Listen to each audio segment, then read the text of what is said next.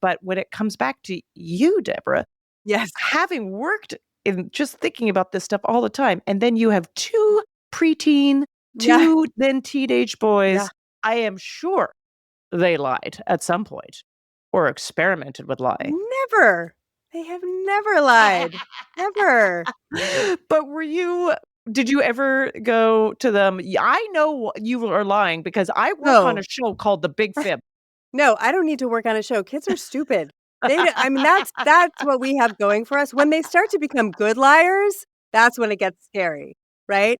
But for a Mhm. long time, we've got a pretty solid window where they just are the dumbest liars, right? And that is fun, right? And it's okay. I've got all the cards here. How do I manage this situation? So, the younger one went through a phase where he would bring little tchotchkes and toys home every now and he'd say, "I just found them." Oh, And he kept yeah. finding them. And that was obviously a lie. He came home once with a magnet. It was this, um, cow with, like, spring arms and legs, and it had magnets on the ends of the feet, and he came home with it, and I said, "Oh, that's funny. Where'd you get that?" And he said, "I found it on a car." So it was, like, affixed to somebody's car, and he clearly took it, Just ripped you it off. know? He's like, "Free stuff Yeah, I out in mean, the I open." see it. It's now therefore found by me and therefore mine. And what did you So, do? yeah. Did you have him write a Well, shame letter or something? yeah, it was a little horrifying, I have to admit. I mean, I know it's normal. Of course they're gonna lie. Of course they're gonna try to, get over and all that, and not get caught. But it's tough to because you don't wanna shame them necessarily, and Right. you know that it is normal, and you want the crime to fit the punishment to fit the crime rather, Right. right?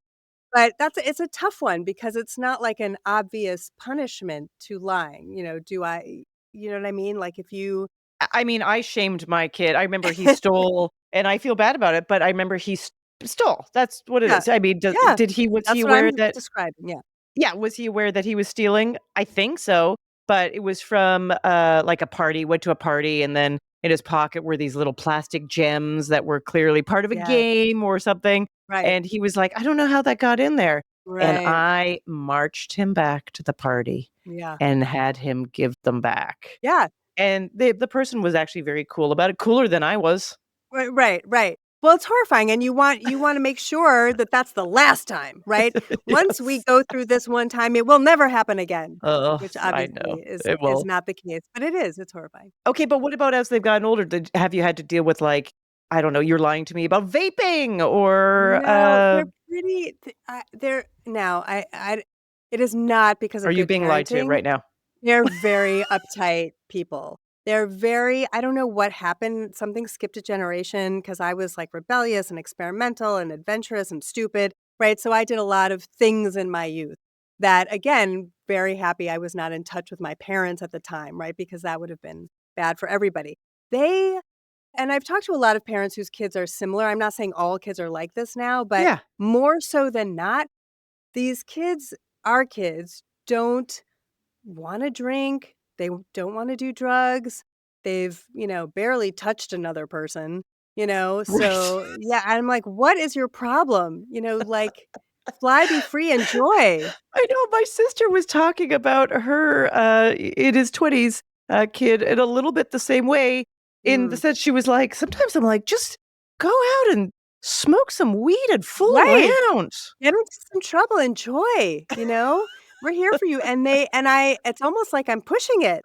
And the kid in college, I'm like, "That's your time, like, Yeah, go do everything, go sleep with a bunch of people, what's that's what I'm paying for. I'm paying for you to have because these, it's clearly not an education. right?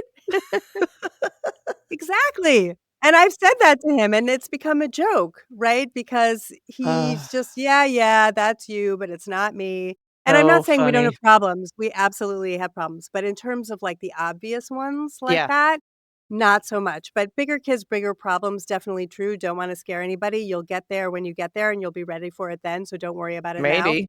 But, you'll be more ready because they grow slowly and you grow with them and all that, right? And then your friend group is also going through the same stuff, whatever. So Right, don't exactly. worry too much about it now. There's nothing you can do about it, but the shit's gonna hit the fan. Anyway, I'm just letting you know now. But don't lose any sleep. You got plenty to worry about right here and now. Are But, they yeah. Oh, sorry, go ahead. No, that's it. Go I ahead. was just gonna say, are they video game crazy? Oh, yeah. YouTube, right? YouTube, They YouTube. do the YouTube, they watch a lot of videos. The older one likes anime a lot, so he Okay. does watch those kind of shows, but they don't have the same kind of experience, like, we all used to watch the same shows and talk to each Exactly. other about shows. They don't have that. They do compare anime notes sometimes with their friends, and they both just got into it's called Blood on the Clock Tower, which is kind of like Dungeons& and Dragons, right? It's like Uh-huh. role-playing kind of stuff. Now, this is not on screen, so it makes me very happy. So, the older one got into it at college and then introduced it to the younger one, and now people are starting to play it around here. So, that's their sort of other off-screen nerdy thing that they do because Yep. neither one of them was ever into sports or anything Okay. like that. So they do screens and this Blood on the Clock Tower thing. And I don't understand any of it. Yeah. Oh, yeah, I mean, just on the sports thing, my kid is not very sportsy. He's athletic, but he's not interested in group sports. Yeah. And he's at this little age, and I have had a lot of other parents sort of anecdotally say to me, well, try to get him in something, try to get him in Yeah. maybe a sock because these are the people that he's going to move up with and, Yeah. part of his social group. And I hear that, and I also just go, but I'm not going to make my kid do something he's No. not interested in. I feel like that's awful. No, well, and he won't and if your kid does something, then they're not gonna become interested just because you think you know better, you know? We tried a lot of things, Yeah, and, here we are, 2 moms thinking, "Okay, we have these 2 boys, we wanna make sure that just because we don't wanna go out and play, you know, football with them catch, that they football, yep. right, or whatever. So let's make sure that we expose them to all these types of sports and team sports, very important for their social development as well. That was a big issue Right. too, right? Like understanding being a part of a team. So I felt a lot of pressure to get them involved in the Yes. sports. At the same time, I didn't want to sit outside. So I didn't wanna, like, I hear you. watch thing? So I'm very relieved. Sometimes I think to myself, "Did I do this to them? Did I discourage them along the way because I didn't wanna sit outside in a lawn chair and freeze my ass off while they were playing these sports?" But no, they really just weren't into it, and they tried the individual stuff too, swimming, basketball, fencing, taekwondo, all that kinda stuff, Sure. and in the end not into it. The older one has decided he likes to work out. He's gotten into climbing now, like rock wall climbing, Yes. which is again a big thing for these quirky, nerdy, liberal arts school kids. They love Yes. to climb on the rocks. So he's doing that all the time That and was big and with the working out. nerdy kids in my high school. All Was the it? See, mostly I never boys. knew from that. Yeah, mostly boys, and I tried because those were my friends, so I tried it too, and Oh, I will say and I was pretty good at it, but I will say that it requires a huge amount of, yeah. this part of your forearm strength. Yes. I will It say hurts. that you have to work harder as a girl to build that muscle. Right, right. That makes sense. Yeah, just Right. biologically. Not interested, yeah. But he's into it. He likes it. So Right. he'll go and do that. So he's Scrambling. physical, so it's fine. Right. But that's stuff that came to him. And so I understand what they're saying when they say make sure they find their thing, but also they will find their thing. They just will. They're gonna find it. They should, Did you they'll hear my have sigh, everyone? Did you hear my it's sigh? My true, deep I sigh. promise. Yeah. They'll find their thing, and it might not happen right away or in the time frame you think is appropriate. But, they're gonna make friends who do things, they're gonna be exposed to different things. They will find stuff to do, and they will find things that make them happy. Are they gonna find their passion? That's a word gets thrown around all the Oh my time. god. I haven't found mine, I don't know why they should find theirs. I don't know. Maybe they will. Yeah, I But like I have things and also, like, really quirky like, our older one is like, he doesn't get super excited about anything. He's a relatively happy kid. He like, later in life, sort of diagnosed with, um, being on the spectrum, what would once upon a time maybe be Asperger's, but we don't sure. say that anymore Nope. because he was a Nazi or It's something. no, But I anyway, uh it's the penny too. I feel like right. Asperger's has just been absorbed into that's life. Yeah. Well, and I always say too, like, back, in the Jewish shtetl where we were all inbred, it was just normal. That's just how we all were. Listen, there is a stereotype, and whether you want to get on board with it or push against it, about Jewish men who worked in data and Yeah. computers and Yep. all of these things that requires a very specific kind of Yes. brain Yes. for decades. Yes, And what and is that about? I made that. I didn't mean to, but I did. My only hope is that means that he will be able to find a job. Sure. I mean, that would be good. But, he's a little, like but back to, like, finding their thing, he was never, like, so driven and so passionate about something. Music, he sort of got into, and then he started talking music all the time, and that was really cool. But, like, it's just something he enjoys, and so he'll continue to mess around with it and stuff like that, and same with coding and all that, but they'll find their way, I drove them around to every activity known to humankind, and I don't regret that because they were exposed to different things, and they knew what they liked and what they didn't like, and it kept us busy so that they Yes. weren't home on screens all day. I mean, I think parents, you can do no right, right? It's like you either haven't signed them up for enough and they haven't found their passion, or you're Oh, it's so oversubscribing, much. right? I Like, know. get off my I was back, just complaining that I was like, I Yeah. think we have too many activities. But also my kid, would spend all of his time arguing with me about getting on the Switch. Right, So exactly. So it's something for them to do and different and it makes the day go faster and they enjoy it and they discover different things along the way. So, I got your oversubscribing right here and I'm grabbing my inner and I'm raising loinage you area. with Yeah. less Yeah.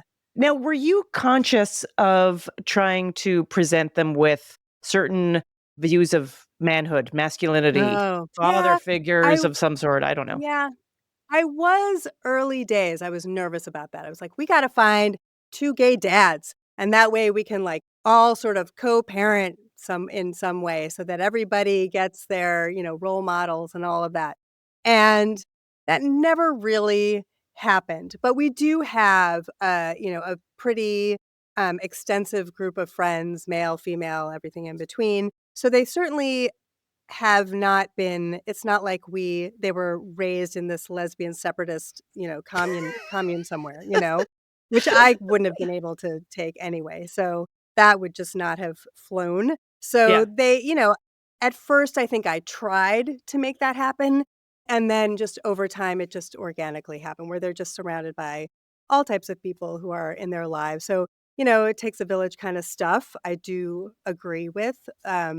But, you can't I found that I couldn't force that village, it just sort of had to happen.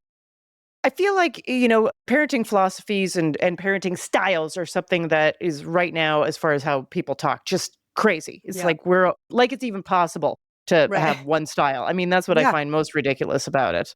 It's Every kid so is different. How every can you kid have is one different. style that fits each kid? Yeah, and every day is different. Oh, But yes. I would say, from talking to you, what is revealed to me Yeah. is that, you know, there is like, let go a little bit.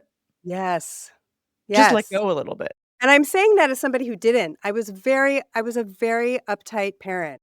I was very controlling, not controlling, but I controlled, like, our days were controlled. And again, kinda going back to not to blame my kid, throw him under the bus, but the one who was, like, quirky, spectrum, like, he needed schedule and he Right. needed boundaries and all that. But that was fine by me because I think I needed it too. So, Yeah. apple tree, right? So, it was a very structured day. We had, very, strict bedtime. They also didn't swear. I didn't swear in front of them, which I regret now, by the way. So Why? I'm confessing this because now they're really uptight about swearing. I'm like, "Let it out, please." I don't know why that happened. Like, my parents never swore, but I swore all the I time. So, like, I I didn't think I love was I actually teaching love them. this.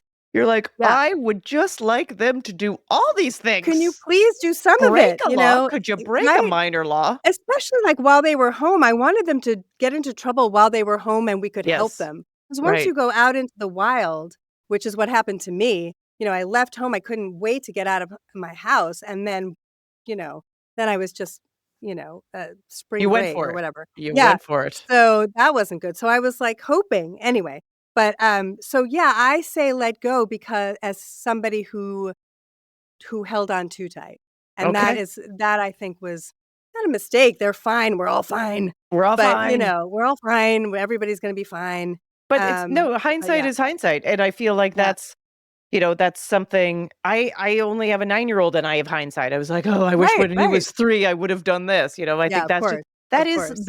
the nasty aspect of parenting, Yeah. that Awful. you're always looking back and going, "There was some choices that could have been different," Yeah.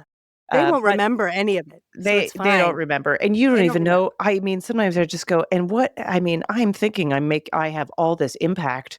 What if I never had any? What if that's just in my brain? Maybe that's liberating. Maybe that's on them. They are who they are. I They kept them are alive. who they I are. told them I love them every now and then. There You you know? go. Every now and That's then. good. It's I'm better than good. what happened in my family. I'm exactly. Well, second date, we can talk about all that. Okay. Oh my goodness. Let it go. That is going to be Let the it go, theme. please. Before there was Yeah. Frozen, Have there was faith. that, Let it have go and faith. have faith that everybody's gonna be okay. I Uplifting. know, it's tough, Uplifting but it's for this true. I moment, promise. Deborah. Yeah. I love Have it. faith. Thank you so much. Thank Thank you you so so much. much. Everybody, you have an opportunity, if you haven't already, you're probably listening, but an opportunity to have a fun bit of entertainment with your family that's not on a screen. It's an audio product. That's right.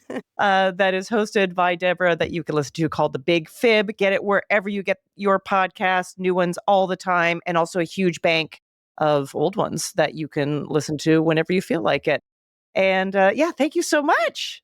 It was a Thank you so pleasure. much. We will talk again. Hey, thanks for listening, everybody, to this snack. Don't forget to listen to The Big Fib with Deborah Goldstein. It's great listening for the whole family. You can get that wherever you get your podcast, and it's great in the car. High recommends. Put down the iPad, everybody, and let's listen together. If you haven't yet subscribed to this podcast, please. Parenting is a Joke can be found wherever you get your podcasts. Hit that follow or subscribe button. You can also watch episodes on YouTube if that's how you like it. Yes, and you can see these people. If you go to my YouTube page, which is Ophira Eisenberg, and then you look for the Parenting is a Joke playlist, you can find it right there. As a reminder, Boulder, Colorado people, I'm coming to you, or anyone in that Denver area. I will be there with the Moth Main Stage on June 7th. I also have a ton of other New York dates coming up. You can find them all at ophiraeisenberg.com. And we'll see you next week.